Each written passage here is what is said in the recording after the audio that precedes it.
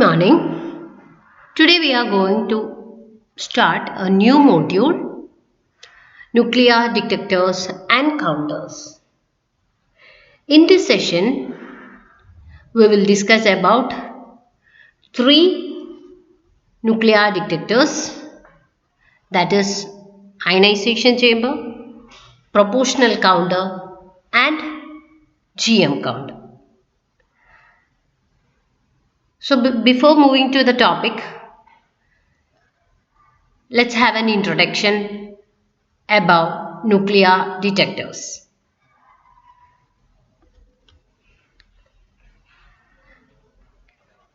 The instrument which is used to detect the nuclear particles or radiation are called nuclear radiation detectors. So, nuclear radiation detector will detect the nuclear particles or nuclear radiations. These are based on the principle of excitation or ionization of atoms of the medium in which the incident charged particles pass through. So the charged particles will move through a medium and these charged particles will ionize the atoms of the medium, and on the basis of this ionization method, this nuclear radiation detectors works. So what is radiation? We know that radiation is the emission or transmission of energy in the form of waves or particles, and they are transmitted through space or through a medium. So we can define radiation as the emission or transmission of energy through a medium. And depending on the energy of this radiation, these radiations can be ionizing radiations or non-ionizing radiations. Now, what is the process of detection? Detection means we are identifying the presence of something concealed. So here we are detecting nuclear radiations. So we are in the topic nuclear detectors. And which are the types of radiations? It can be charged particles like alpha particles, protons or fast moving electrons. And this type of radiations also include uncharged particles like neutrons. And another classification is electromagnetic radiations like gamma and X-rays. So these all belong to radiations. And we are using several detectors like ionization chamber, proportional counter and GM counter to detect or identify the presence of these radiations. And this detection method can be classified into three. First method is based on the detection of free charge carriers that we will discuss later, and we are studying ionization chamber, proportional counter and GM counter based on this method, that is method based on the detection of free charge carriers.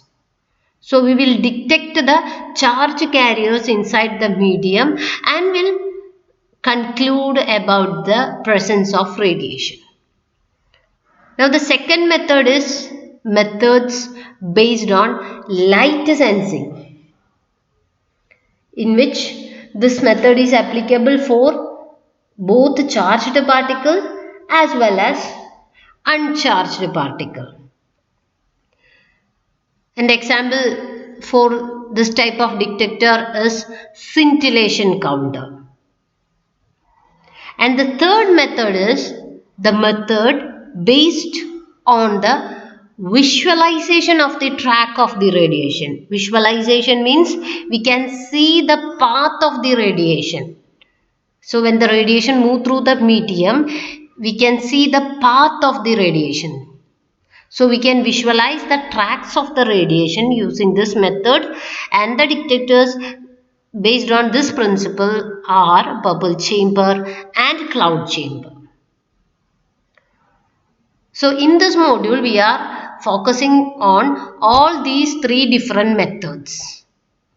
So first method based on the detection of free charge carriers, second method based on light sensing, and third method based on the visualization of the tracks of the radiation. And in this chapter we are studying about ionization chamber, proportional counter, GM counter, semiconductor detectors, scintillation counter, bubble chamber and cloud chamber.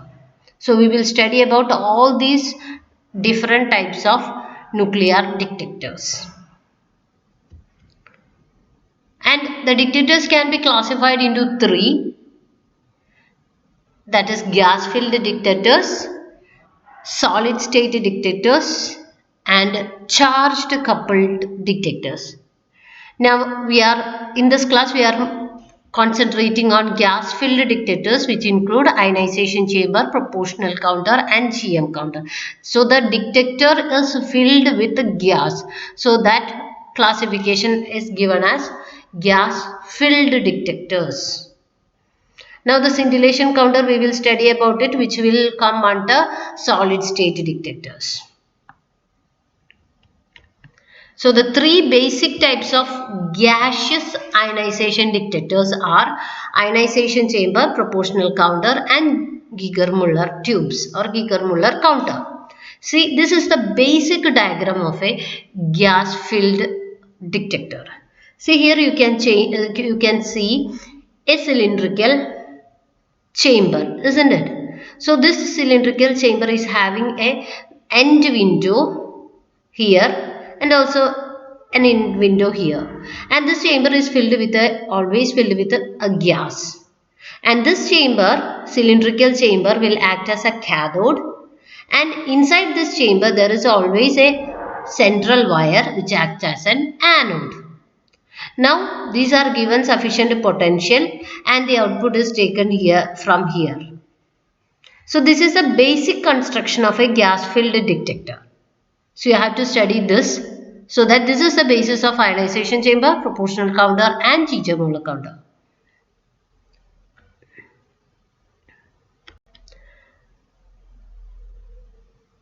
Now this type of detector, that is gas filled detector, is based on the principle that when a radiation passes through air or a specific gas, ionization of the molecules in the air occur. Now what happens when after this ionization? If we are given a sufficient voltage, so that the positive ions will be attracted to the cathode and the negative ions, that means the electrons, will travel to the anode. So there is a charge movement, and this charge movement will give rise to a very sensitive current, and this current is measured by using a measuring device which is placed between the wires from the cathode and anode, and this small current is measured, so that the more radiation, if more radiation enters the chamber, more current is displayed by the instrument. So this is the basic principle on which the ionization chamber, proportional counter and GM counter works. I repeat, so through this end window or wall, the radiation will enter. Whenever it enters this gas filled chamber, what happens? The ionization of the gas takes place. So ionization means, think it of an argon gas. Argon gas gets ionized means it will become a argon plus and an electron. So the argon plus ion will move towards cathode, and the electron will move towards anode. So this movement of electrons towards anode and the positive argon ion towards cathode will cause a current, a small current, and it is measured. So whenever we get more current, we can conclude that more radiation has entered. So this is the basic principle of gas field detector. Now we are moving on to the ionization chamber, and it is the most widely used radiation detector, and it again works on the principle of that charged particle can ionize a gas, and the number of ion pairs formed will give the information about the nature of the incident particle as well as its energy. So this is the ionization picture of an ionization chamber, where you can see a chamber acting as a cathode and the central wire which acts as an anode. So here is a glass window, and through it is connected to a measuring device. So it is the simplest radiation detector and used for detection and the measurement of ionizing radiations like X-rays, alpha particles, etc.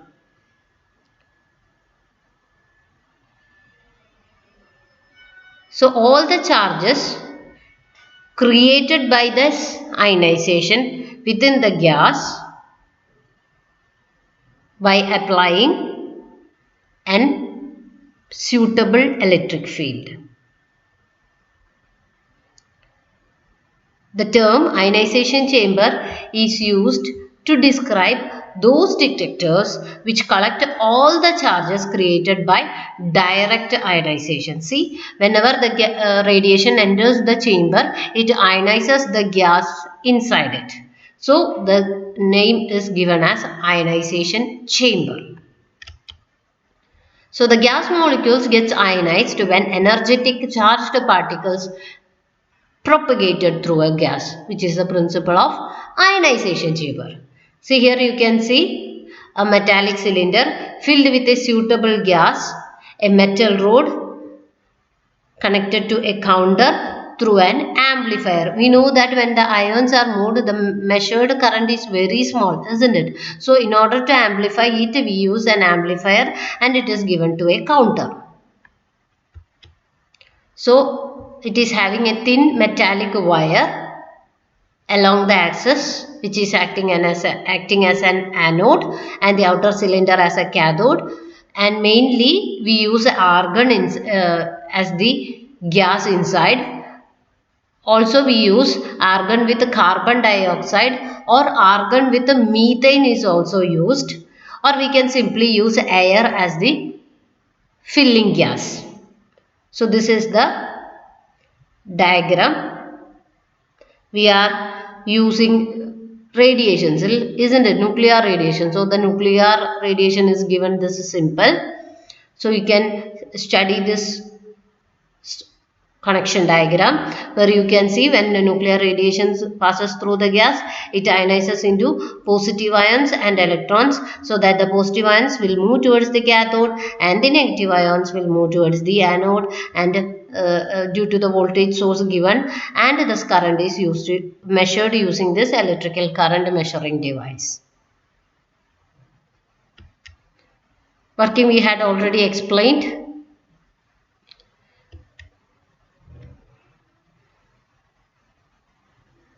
See, this is the graph showing the variation of applied voltage with the current. We will discuss it about this graph later.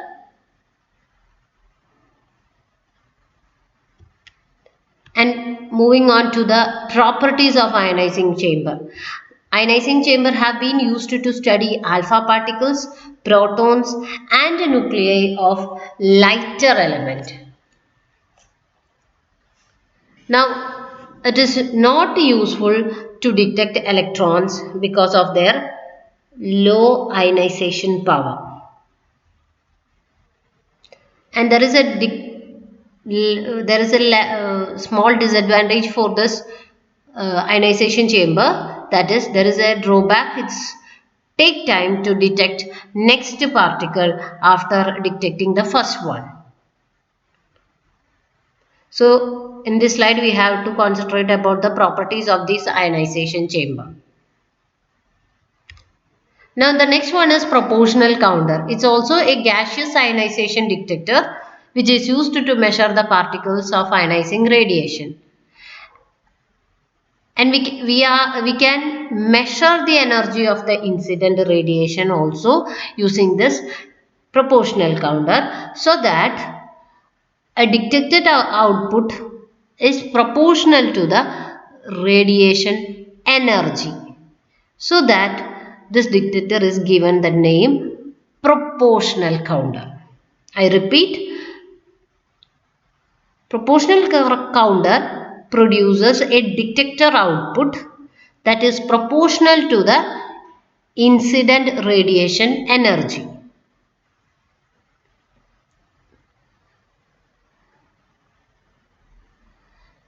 Now this proportional counter had a great advantage of the phenomenon known as gas multiplication, because the number of ion pairs produced are greatly amplified by the phenomenon called gas multiplication. Gas multiplication means this is induced with the help of a strong applied electric field. The operation of the gas filled chamber in the voltage region where gas multiplication is present, but a strong dependence on the initial ionization is still maintained, and as a result a very useful detector called proportional counter. See, the working is same as that of the ionization chamber, but there is a chance for gas multiplication. So in proportional counter, again the gas molecules gets ionized when energetic charged particles are propagated through this gas. Again we are taking a cylindrical tube containing a mixture of argon and methane, and a tungsten wire is used as an anode here, and also an amplifier and a discriminator is also connected in the output region.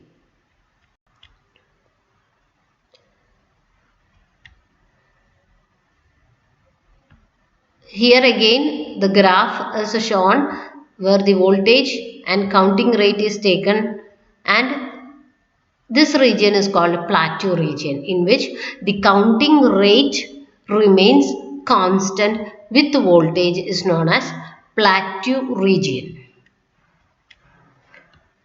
Again the same, we can see the same, discuss the same diagram where the cylinder C, outer cylinder C act as a outer cathode, outer electrode, a tungsten wire is used as a central anode, and the incident ionizing radiation will ionize the gas inside. The gas is a mixture of noble argon and methane gas, which is taken in the ratio 9:1 at 1 atmospheric pressure, and the ions formed are moved to the respective electrodes so that the current is measured. So the same principles is the same working as that of an ionization chamber.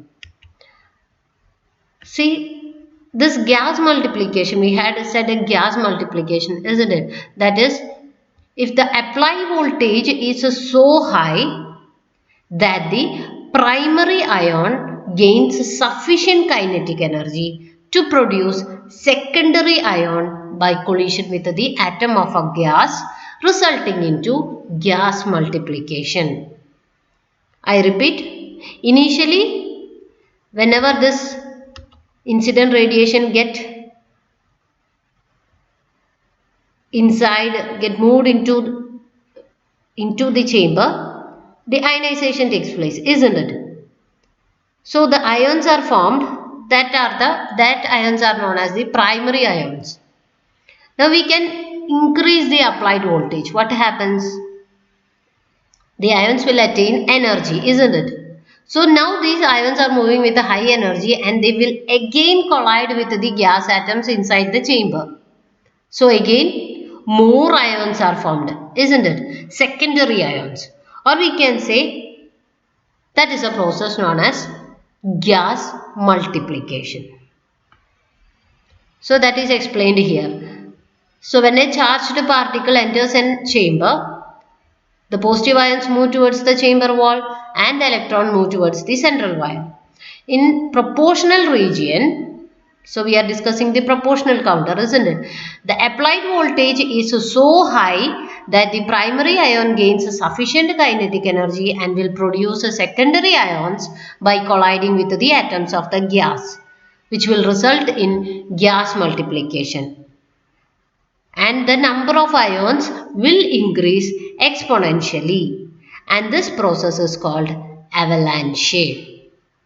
And this avalanche occurs at a certain point of the anode and depends on the radius of the anode wire, radius of the tube, nature of the gas and applied voltage. So this is the path of the ionizing particle in purple color. So this is the point where the first ionization takes place. So a positive ion is formed and a negative electron is formed. Now this negative electron is these electrons are having sufficient kinetic energy so that they will collide with the gas atoms and produce more ions. So this is the avalanche region. And this avalanche depends on the radius of the anode wire, radius of the tube, nature of the gas and applied voltage. And the process is known as avalanche or gas multiplication. Here we can see the uses and disadvantage. A proportional counter permits both the counting as well as the energy determination of particles even of very low energy. Proportional counter can detect as well as measure the energy of incident radiation. Second one, it can be used as a spectrometer, particularly for beta rays. That are the uses.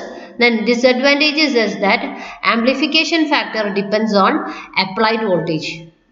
We know that the gas multiplication occurs when we increase the applied voltage, isn't it? So the applied voltage must be maintained constant within the narrow limit, because a slight change in voltage changes the gas multiplication. So in effect, this gas multiplication is always related with this applied voltage. So that the applied voltage must be constant so that we will get a constant gas multiplication. Now the last type of counter is Geiger-Müller counter. In 1928 developed by Geiger and Müller in Germany.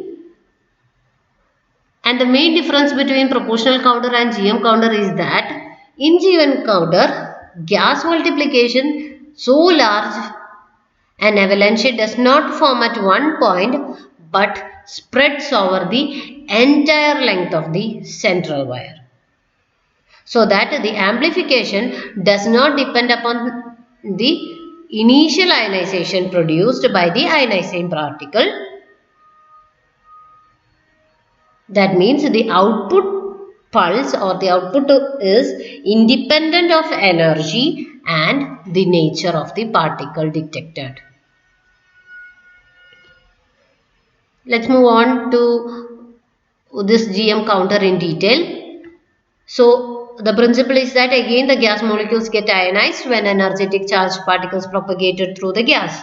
The electrons produced by ionization, if accelerated by a high potential, can cause further ionization of gas molecules, thereby generating a large number of more electrons.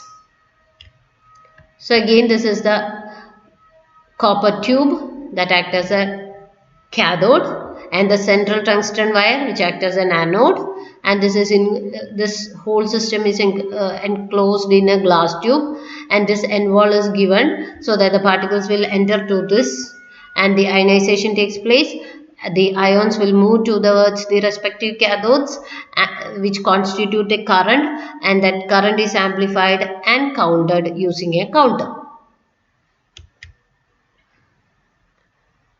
So GM tube is filled with, we had seen a tube, isn't it? That GM tube is filled with some inert gas at a pressure of 10 centimeter of Hg and 10% vapors of ethyl alcohol.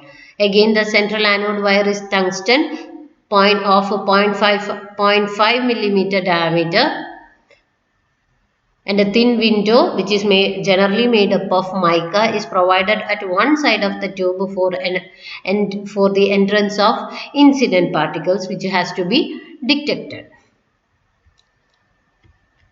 Working, we had already said that due to ionization, the ions are moved to the respective cathodes, and the accelerated electrons causes ionization of more gas molecules, generating a large number of electrons within a very short interval of time, and that process is known as gas multiplication or avalanche. And this avalanche will give rise to a high current pulse.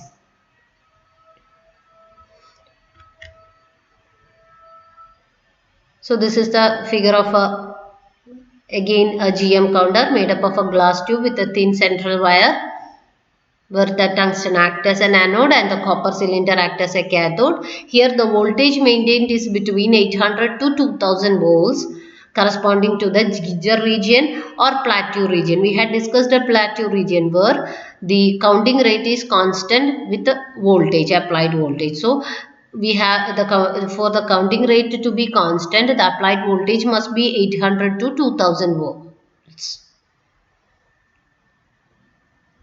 And this voltage pulse is amplified and counted by an electronic counter.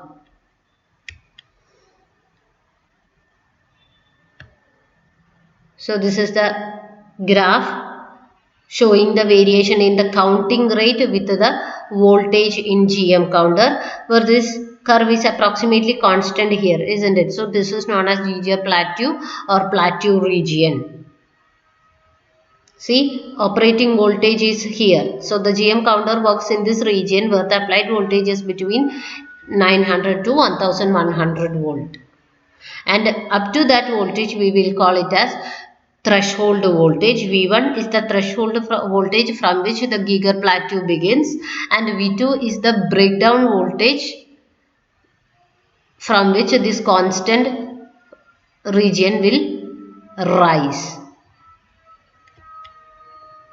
Now we know that this continuous avalanche will take place, isn't it? So that it will corresponds to high current. So we can stop this avalanche by a method known as quenching. See, the method of separation of continuous avalanching is known as quenching. Because we know that a primary ionization takes place, after that secondary ionization takes place, isn't it? So we don't know which type of ions, either primary ions or secondary ions had contributed for the output current. So in order to remove such state of confusions, we can stop or suppress this avalanche, and that method is known as quenching. And this quenching is done by the help of an external quenching agent, that is by adding alcohol or polyatomic gas into the chamber, and this process is known as self-quenching. That means the suppression of avalanche by adding a quenching agent in the counter gas is known as self-quenching. Now we are moving to study about this graph. See, here you can see the applied voltage is taken along x-axis and the number of ion pairs collected, or we can say that the counting rate is taken along y-axis. And you can see that two graphs has drawn for the two radiations, that is, one is alpha, which is this graph, and one for beta. We will discuss about this beta graph. So the beta graph is starting from here, increasing it to a higher value, then it goes a constant value, then it suddenly increases. So now the whole curve is divided into 6 regions. See, 1, now this is second region, third region, fourth region, fifth and sixth. Now the first region is known as recombination region, second one is called ionization, third one is proportional, fourth one is limited proportionality, fifth one is GM, and the sixth one is continuous discharge region. So we are going to discuss about these 6 regions. The first region is recombination region, where the applied voltage is very low, isn't it? So what happens when the applied voltage is low? There may be ions produced after ionization, isn't it? But what happens due to the low applied voltage, they don't have the enough energy to reach the respective electrodes. So what will happen? They will recombine again. So that region is known as recombination region. That is region 1, recombination region. So the dictators are not operated in this region because due to the lowest applied voltage, the ions cannot reach to the respective electrodes, so they recombine again before moving to the electrodes. So that there is no radiation is detected in the detector output. So the detectors are not operated in this region. That is the recombination region. Now the next region is ionization region. We had discussed what is ionization, isn't it?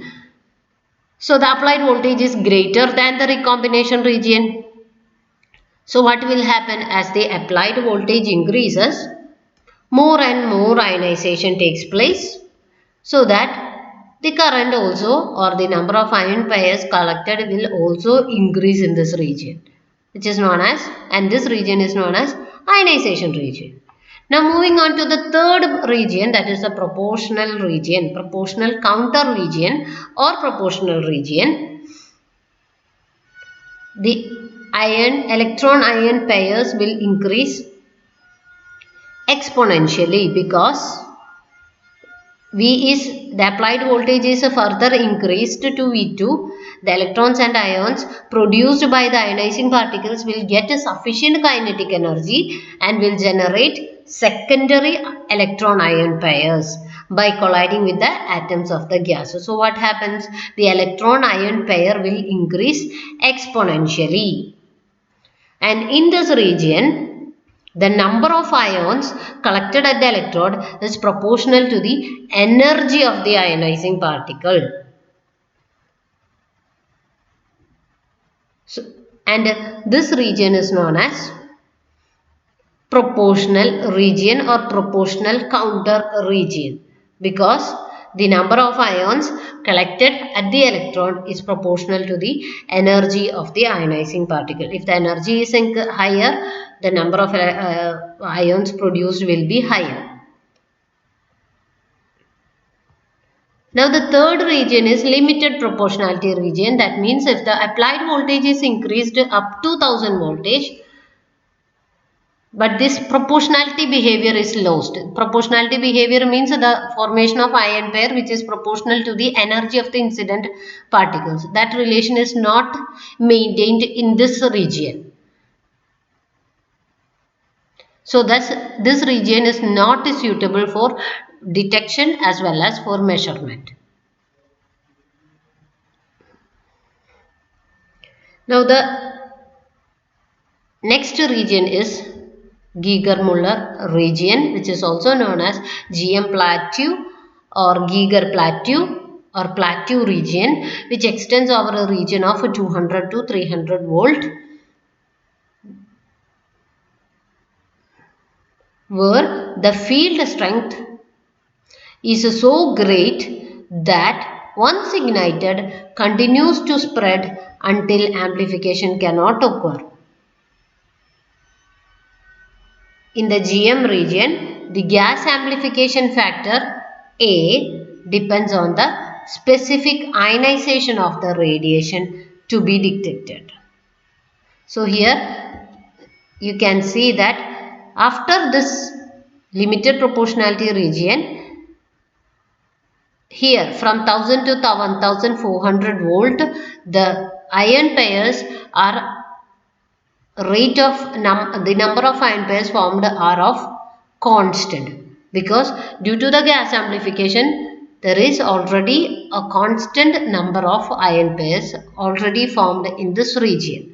So that is the plateau region or Geiger plateau, where the counting rate is constant with applied voltage. And the last portion is the continuous discharge region. A steady discharge current flows. The applied voltage is so high that once ionization takes place in the gas, there is continuous discharge of electricity, so that the detector cannot be used for radiation detector. So that are the 6 different regions. First one was recombination, second one ionization chamber, third one proportional counter, fourth one limited proportionality region, fifth one GM region, and the sixth one continuous discharge region. I hope the session is clear for you. We have to study the basic principle that what happens when this radiation enters a gas. So whenever a radiation enters a gas, the ionization takes place and the ions will move to the respective electrodes, and that's the principle of ionization chamber. And in their path, when they get sufficient energy, they will collide with the other atoms, gas atoms, so that secondary ions are produced and this gas multiplication occurs, which is also known as avalanche. And if the current is a small current, we can amplify it and can measure it. If there is gas amplification, we will get a high current from the output. So that's the 3 detectors: ionization chamber, proportional counter and GM counter. Thank you.